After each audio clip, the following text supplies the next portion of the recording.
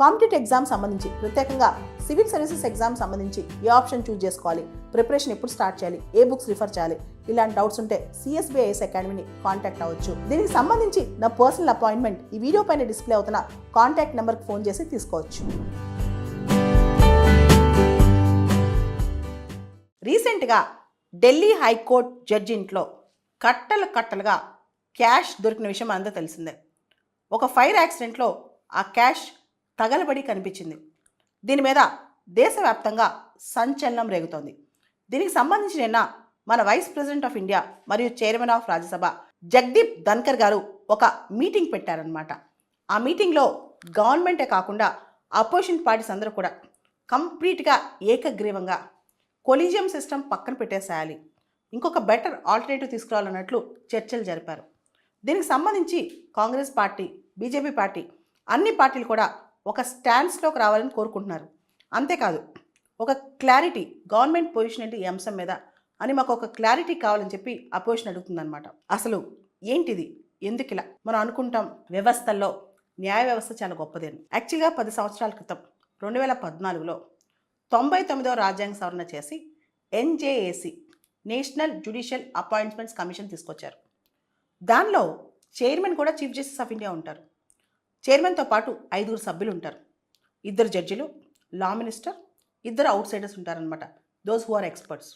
అయితే ఈ NJAC అనేది రాజ్యాంగ విరుద్ధం అని చెప్పి, ఇండిపెండెన్స్ ఆఫ్ జ్యుడిషియరీని ఎఫెక్ట్ చేస్తని, న్యాయ వ్యవస్థ యొక్క స్వయం ప్రతిపత్తిని, అటానమీని దెబ్బతీస్తుందని చెప్పి NJACని కొట్టేశారు. 99వ రాజ్యాంగ సవరణ రాజ్యాంగ విరుద్ధం అని చెప్పి 2015లో దాన్ని కొట్టేశారనమాట. అంతకుముందు ఆ తర్వాత మొత్తం కూడా కొలీజియం పద్ధతే ఫాలో అవుతున్నారు. అసలు NJAC కొట్టేటప్పుడు, NJAC తీర్పు వచ్చేటప్పుడు 5 జడ్జీలు గల ధర్మాసనం, దానిలో 4 ఒకవైపు, ఒక వ్యక్తి మాత్రం డిసెంటింగ్ జడ్జి అనమాట. ఆయనే జస్టిస్ చాల్మేశ్వర్ గారు.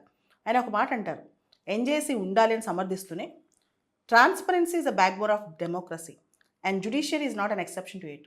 ప్రజాస్వామ్యంలో పారదర్శకత అనేది వెన్నెముక లాంటిది, న్యాయ వ్యవస్థ అందుకు మినహాయింపు కాదు, అతీతం కాదు అని చెప్పి. సో ఇలా మనం గమనిస్తే కనుక NJAC లేకపోవటం వల్ల జ్యుడిషియల్ అపాయింట్మెంట్స్లో కానీ, హైకోర్టు జడ్జెస్ ట్రాన్స్ఫర్స్ విషయంలో కానీ ఎటువంటి ట్రాన్స్పరెన్సీ లేకుండా పోతుంది. Caesar's wife should be beyond doubt. అంటే జ్యుడిషియరీ పైన ఉన్నంత మాత్రాన ప్రజలు వాళ్ళపైన కంప్లీట్గా ట్రస్ట్ పెట్టాలి అంటే వాళ్ళు చేసే పనులు కూడా, వాళ్ళు కూడా ట్రాన్స్పరెన్సీకి కట్టుబడి ఉండాలి. రీసెంట్గా మనం చూస్తే ఢిల్లీ హైకోర్టు జడ్జి అంశం సుప్రీంకోర్టు ఆయన ఇంట్లో దొరికిన క్యాష్ సంబంధించిన వీడియోస్, ఫొటోస్ కూడా పబ్లిక్లో పెట్టేసింది. అంటే ట్రాన్స్పరెన్సీకి పెద్ద పెట్టేస్తుంది అనమాట సుప్రీంకోర్టు. ఈ టైంలో మళ్ళా NJAC తీసుకురావాలన్న డిమాండ్ పెరిగిపోతుంది, ముఖ్యంగా గవర్నమెంట్లో పెరిగిపోతుంది. ఎవరైతే మన వైస్ ప్రెసిడెంట్ ఆఫ్ ఇండియా ఉన్నారో జగదీప్ ధన్కర్ గారు, ఆయన దీని గురించి పట్టుపడుతున్నారనమాట చాలా సంవత్సరాల నుంచి. అయితే కొలీజియం మెథడ్లో జడ్జెస్ని రికమెండ్ చేస్తారు. మనకు తెలుసు కొలీజియం మెథడ్ అనేది రాజ్యాంగంలో ఎక్కడ రాసలేదు, అది జ్యుడిషియల్లీ ఎవాల్వ్డ్ మెథడ్ అనమాట. జడ్జెసే దాన్ని నిర్ణయించారు. దీనిలో చీఫ్ జస్టిస్ ఆఫ్ ఇండియా మరియు 4 సీనియర్ జడ్జెస్, వీళ్ళు వాళ్ళ ఒపీనియన్ని ఎవరైతే జడ్జెస్కి అపాయింట్ చేయాలనుకుంటున్నారో రాతపూర్వకంగా ఇవ్వాలి. అదేవిధంగా ఏ 2 జడ్జిలు నో చెప్పినా ఆ రికమెండేషన్ ముందుకెళ్తానమాట. ఇలా జడ్జెస్ అపాయింటింగ్ జడ్జెస్ అనే కాన్సెప్ట్ వచ్చేసింది. దీనికి సంబంధించి అంకుల్ జడ్జ్ సిండ్రోమ్ అనే కాన్సెప్ట్ కూడా ఉంది.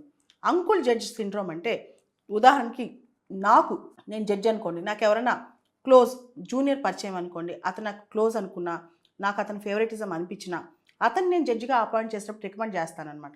అలా చాలాసార్లు బంధుప్రీతి, ఆశ్రిత పక్షపాతం ఈ అపాయింట్మెంట్స్లోకి చోటు చేసుకుంటున్నాయని చెప్పి కూడా అభిప్రాయపడుతున్నారు.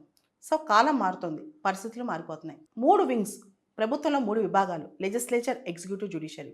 జ్యుడిషియరీకి తన పాత్ర తను పోషించాలి. అంతేకాని నేను లెజిస్లేచర్కి నీతులు చెప్తాను, ఎగ్జిక్యూటివ్ చెప్తాను, నేను ఇమ్యూన్ అంటే కుదరదు. ఈ రోజున వేరే వాళ్ళ ఇళ్లలో, ఏ పొలిటీషియన్ ఇంట్లోనో ఇంత క్యాష్ దొరికితే అసలు ఊరుకునే వాళ్ళ? దేశం మొత్తం ఎంత గొడవైపోయేది. ఇప్పుడు హైకోర్టు జడ్జి అయినంత మాత్రాన ఏంటి ఆయనలో ఉన్న స్పెషాలిటీ? ఇదే ప్రజలు ప్రశ్నిస్తున్నారు.